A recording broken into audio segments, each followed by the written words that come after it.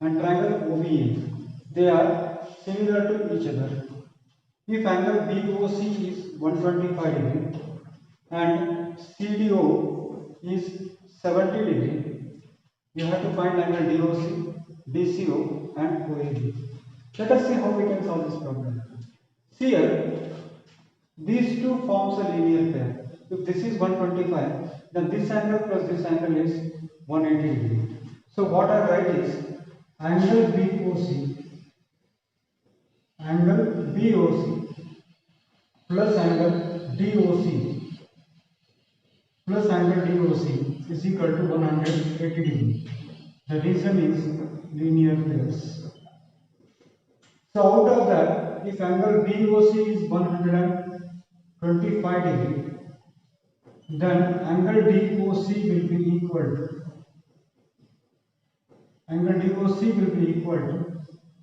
180 minus 125 degree.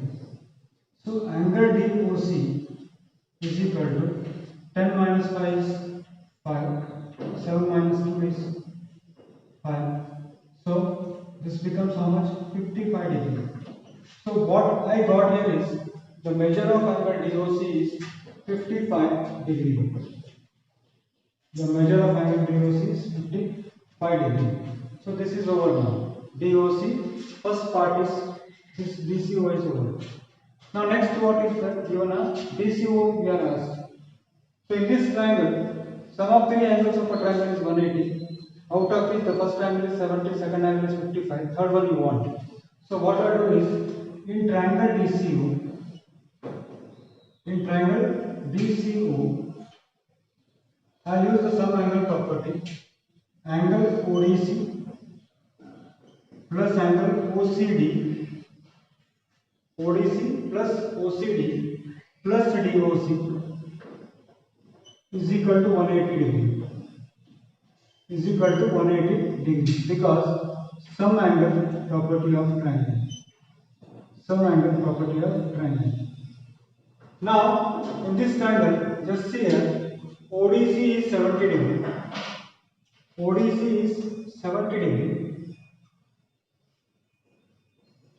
OCD is not known to me, but DOC is known to me. It is equal to 55 degree. That is equal to 180 degree. Now if I add these two angles, it will be equal to 125 degree plus angle OCD is equal to 180 degree. So angle OCD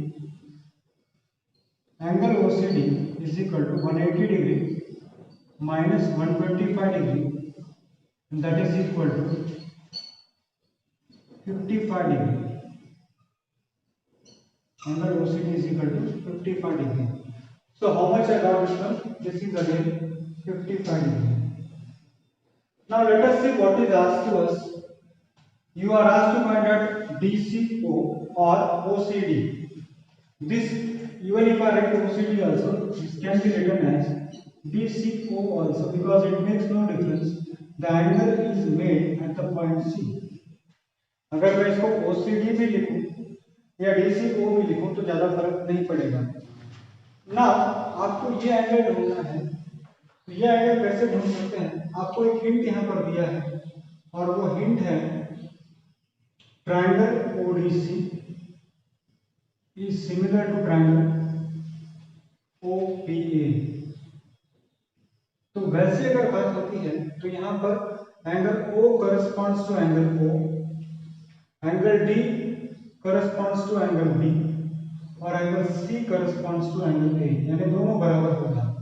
इसीलिए इससे हम ऐसे बोल सकते हैं कि angle OCD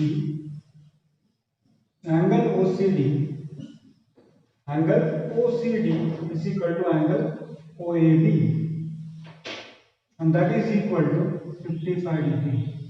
इसका मतलब ये होता है, सिमिलर जब इन्होंने दिया है इसका मतलब ये होता है, यानी एंगल O दोनों के बराबर होंगे ट्रायंगल के, एंगल D एंगल B के बराबर होगा और एंगल C एंगल A के बराबर होगा।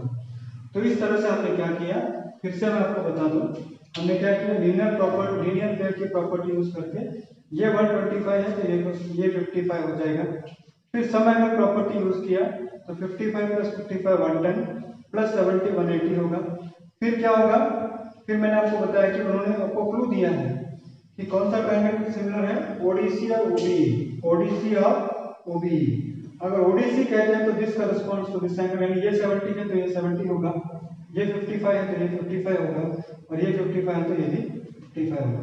तो इस तरह से हमने क्या किया, सिमिलर प्रॉपर्टी का, सिमिलर ट्रायंगल्स की प्रॉपर्टी यूज करके हमने इसको सॉल्व करने का प्रयास किया। C and B of a trapezium ABCD, where in which AB is parallel to CD, intersect each other at a point O. Using the similarity criteria for the two triangles, show that AO upon CO is equal to OB upon OD. ये आपको prove करना है। बच्चों यहाँ पर बहुत simple है, एक हिंट आपको दे रखा है और उस हिंट का इस्तेमाल हमें करना है। क्या हिंट दिया है हमें एक हिंट दिया है कि AB is parallel to CD।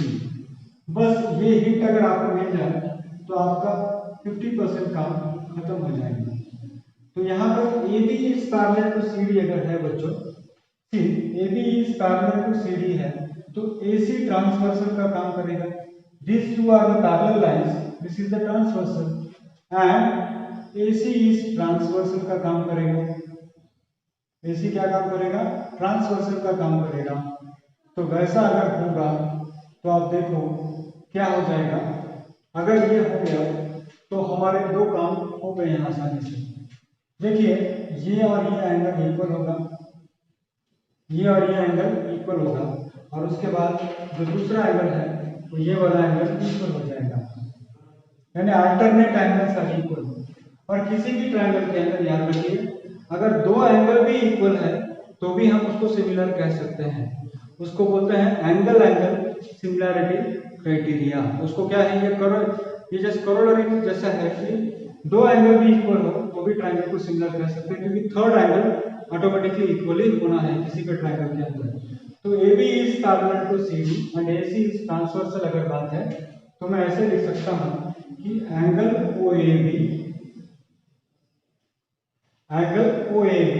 और एंगल OCD इक्वल होगा, एंगल OCD इक्वल होगा, कारण होगा alternate interior angles, alternate interior angles. उसी तरह से एंगल OAB हो गया, sorry, angle OBA, angle OBA equal to angle ODC हो जाएगा। कारण वही है, कौन सा कारण है, कारण है alternate interior angles, alternate interior angles. तो इसको हम फर्स्ट इक्वेशन कहेंगे, इसको हम सेकंड इक्वेशन कहेंगे। From equation 1 and 2, from equation 1 and equation 2 हम ऐसे बोल सकते हैं कि ट्रायंगल्स सिमिलर है। कैसे, आप देखिए, और लिखते समय थोड़ा ध्यान देना, सिमिलैरिटी थोड़ा कैसे लिखता हूं मैं, आप ध्यान दीजिए। ट्रायंगल अगर मैं AOB लिखता हूं बच्चों, देखिए AOB लिखता हूं तो यहाँ पर A corresponds to C, A C के बराबर है, इसीलिए मुझे लिखते समय ध्यान देना पड़ेगा कि जहां पर A होगा वहां पर मुझे C लिखना पड़ेगा, जहां पर O होगा वहां पर O ही होगा, और जहां पर B होगा वहां पर B होगा। इसको हम कहेंगे एंगल सिमिलैरिटी। आप पूछ सकते हो सर सिमिलैरिटी प्रूव करने के बाद क्या होगा, अगर ट्रायंगल सिमिलर होते हैं तो उसके सामने वाले साइड्स प्रोपोर्शन में होते हैं। अब कैसे, मैं बताता हूं आपको कि कैसे उसको लिखा जाता है। अब ये ब्लू कलर का जो एंगल है A, उसके सामने वाला साइड, और ये ब्लू कलर का जो एंगल है उसके सामने वाला साइड प्रोपोर्शन में होगा, यानी ये ब्लू कलर का एंगल के सामने वाला साइड है OB, और इस तरफ के ब्लू कलर के सामने वाला साइड है OD। ये बहुत जरूरी है जब आप लिखते हैं। उसके बाद हम ब्लैक कलर का लेंगे। ब्लैक कलर का छोटे ट्रायंगल के अंदर आप देखो बच्चों, इसके सामने वाला साइड होगा OA और ये ब्लैक कलर का साइड है, इसके सामने वाला साइड होगा OC। तो आपको यही तो प्रूव करना है कि AO by CO is equal to OB by OD। तो इसको चाहिए तो आप इसी स्वरूप में लिख सकते हो। इन्होंने AO लिखा है तो इसको भी मैं भी AO लिख देता हूं। इन्होंने CO लिखा है तो इसको मैं भी CO लिख देता हूं। They are written it as OB, so I'll write it as OB, and it is written as OD, so I'll write it as OD. So children, what I have done is, if triangles are similar, then sides opposite to them or sides are in proportion. So what I have put is, these two triangles are similar and hence sides are in proportion. Now let us come to the next question, fourth question. So what is given to you? In the figure, QR upon QS is equal to QT upon QR. And see what is given to me, let me note it down. This is given to me. क्या दिया है मुझे? QR upon QS is equal to QT upon QR. ये कौन कह रहा है? ये मुझे उन्होंने दिया है, ये मैंने कुछ भी अपने मन से नहीं लिखा है। इसको मैं लिखूंगा 1 और इसको मैं कहता हूं गिवन। सो मेरा first step, my first step is already given in my question itself. Second step देखिए आप, ये भी गिवन है एंगल 1 इक्वल टू एंगल 2, ये भी गिवन है। ये मैं नहीं कह रहा हूं, ये गिवन है। तो एंगल 1 अगर एंगल 2 के बराबर है तो एंगल 1 के अपोजिट वाला साइड और एंगल 2 के अपोजिट वाला साइड इक्वल होगा। यानी एंगल 1 के सामने वाला साइड है, 1 के सामने वाला साइड है PR और एंगल 2 के सामने वाला साइड है PQ। और ये आप लिख सकते हो because sides opposite to equal angles, sides opposite to equal angles. Sir ये आपने क्या किया? Just I'll tell you. What I am doing is, with the information that is given, I am trying to draw some conclusions. First information given to me was QR upon QS is equal to QT upon QR. Fine, fantastic. I am very happy about that. Angle 1 equal to angle 2. If you say angle 1 equal to angle 2, what I understand is the side opposite to angle 1 is equal to side opposite to angle 2. Now let us see where and how we can use it. See here, what we can do here is QR upon QS. See, this is QR upon QS. This is QR upon QS is equal to what is it next? QR upon QS is equal to QT upon, it should be, it is QR, QT upon QR upon QS is equal to QT upon QR. QT upon, it is PR actually, he has given it as, mistake is there, the problem itself, it should be QT upon PR. But now the PR is equal to what? PQ. Actually here also there is a mistake, what it should be written here, it should be written as PR. Now the correction will happen. Now let me tell you what is given and what I have done. See, QR upon QS is equal to QT upon PR is given to me. So whatever is given to me, QR upon QS is equal to QT upon PR I have written. But children, PR is equal to what? PQ. So this equation will become QR upon QS is equal to QT upon, instead of PR I'll write it as PQ. Now see what I have to do. अब देखो मैंने क्या prove किया है। देखो ये पूरा side QR divided by ये वाला साइड QS, पूरा side Q R divided by ये वाला साइड क्यू एस, और ये पूरा side Q T divided by ये वाला side T Q. So two sides are in proportion, this side upon this side is equal to this side upon this side. तो और यहाँ पर एक कॉमन एंगल है बीच में 1, यानी two sides are in proportion, one angle including the common side is equal. So मैं ऐसे बोल सकता हूँ एंगल 1 इक्वल टू एंगल 1। तो ये क्या हो गया, ट्रायंगल्स दोनों सिमिलर हो गए। कौन से दोनों ट्रायंगल सिमिलर हो गए, पी क्यू एस ट्रायंगल और T Q R triangle similar हो गया, यानी P Q S triangle is similar to triangle T Q R. कौन सा रूल यूज किया मैंने, S A S, S A S use किया। कैसे यूज किया, T Q is equal to Q R, यानी हुआ क्या कि this side upon this side is equal to this side upon this side, बीच में एंगल 1 है।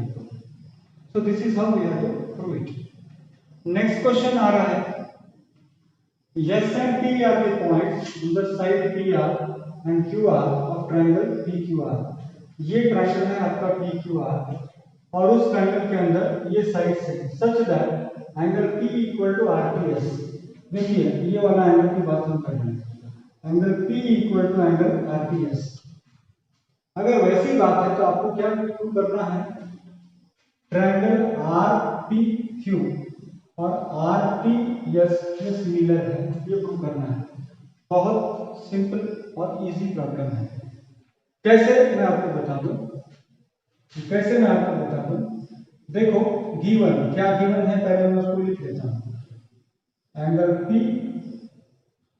P equal to angle RTS।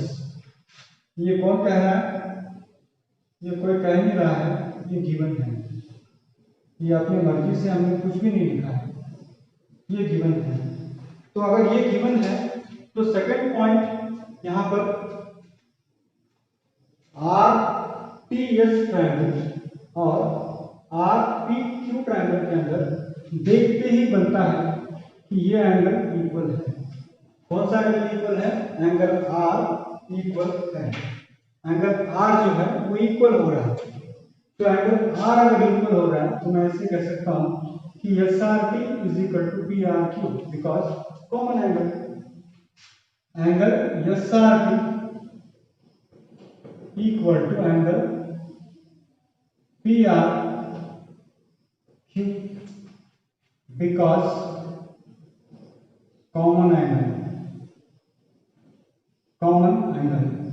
किसी भी ट्रायंगल के दो एंगल्स अगर कॉमन होते हैं तो मैंने अभी आपको बताया था कि ट्रायंगल्स ऑटोमेटिकली क्या होगा, सिमिलर होगा।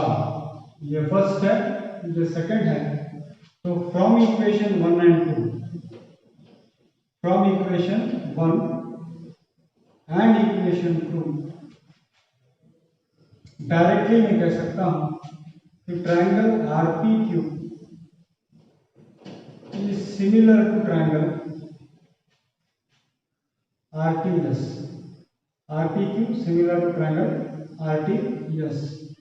और कौन सा रूल यूज किया मैंने, AAA सिमिलैरिटी क्राइटेरिया, या AAA सिमिलैरिटी क्राइटेरिया, करोलरी बोल सकते हैं उसको, एंगल करोलरी, यानी किसी भी ट्रायंगल के दो एंगल्स अगर इक्वल है तो ऑटोमेटिकली ट्रायंगल्स क्या हो जाता है, इट बिकम्स सिमिलर। नेक्स्ट बात आती है triangle in the figure 6.3, if triangle ABE, देखिए किस ट्रायंगल की बात कर रहा हूं मैं, triangle ABE is similar to triangle ACD। तो आपको ये बताना है कि ADE is similar to ABC। एक काम करते हैं, जो बात हमको दी है उसको मैं नोट कर लेता हूं। गिवन मुझे क्या दिया है वो नोट करता हूं। गिवन मुझे दिया है triangle ABE is similar to triangle ACB। ये मुझे कौन बता रहा है, ये बात गिवन है, क्या है, गिवन है। अगर ऐसी बात है तो आप देखो कि ए बी कॉन्ग्रुएंट है, याद रखो, सिमिलर नहीं है, सॉरी सिमिलर नहीं है, कॉन्ग्रुएंट है। अगर कॉन्ग्रुएंट होता है बच्चों तो मैं ऐसे लिख सकता हूं कि side A B is equal to side A C. Point number 1 CP CP से हो जाता है। देखिए कहां से आ रहे हैं, ट्रायंगल्स कॉन्ग्रुएंट है तो ऑटोमेटिकली ये सीपी सीपी से हो रहा है। ये वाली साइड इस साइड के बराबर है। A B corresponds to A C. क्या हो रहा है तो ध्यान देना, A B corresponds to A C. उसके बाद आप देखो ये A E corresponds to A D. A E first और लास्ट वाला इसी करस्पॉन्ड्स टू ए डी, यानी A E corresponds to A D. इसको हम कहेंगे सेकंड पार्ट। फिर से कहां से आएगा, C T C T C, congruent parts of congruent triangle. अब मैं इक्वेशन 1 डिवाइडेड बाय इक्वेशन 2 कर दूं तो इक्वेशन 1 बाय इक्वेशन 2 क्या होगा, A B upon A is equal to A C upon A D. यानी this side upon this side is equal to this side upon this side. ये this side upon this side is equal to this side upon this side. बाद में इन दोनों के अंदर एक angle common है, दैट इज एंगल ए। इसके अंदर भी डीएई है, इसके अंदर भी बीएसी है। तो मैं यहां क्या लिख सकता हूं, triangle DAE, sorry angle DAE और is equal to angle BAC. इसको मैं कहूंगा 4 बिकॉज कॉमन एंगल। तो एक्चुअली मैंने क्या प्रूव किया, थोड़ा ध्यान देना। two sides of the triangles are in the same proportion, one including angle between them is equal. So therefore मैं ऐसे बोल सकता हूं कि triangle ABE is similar to triangle ADE. Triangle ADE is similar to triangle ABC। और rule जो use किया है वो है yes A yes, similarity criteria. यानी हमने क्या किया, हमने कॉन्ग्रुएंसी का कंडीशन यूज किया और हमने कहा कि अगर आप कहते हो कि triangle AB is congruent to triangle ACD, triangle AB is congruent to triangle ACD, हमारी समझ में ये बात आती है कि तुम्हारा ये वाला साइड और ये वाला साइड इक्वल है। उसके बाद तुम्हारा ये वाला साइड और ये वाला साइड इक्वल है, तो दोनों को अगर मैं डिवाइड कर देता हूं तो मुझे क्या मिलता है, साइड्स आर इन प्रोपोर्शन मिल जाता है। साइड्स आर इन प्रोपोर्शन है, एक एंगल कॉमन है, तो two sides are in proportion and one including angle is equal, so triangles are similar to each other. So that's all.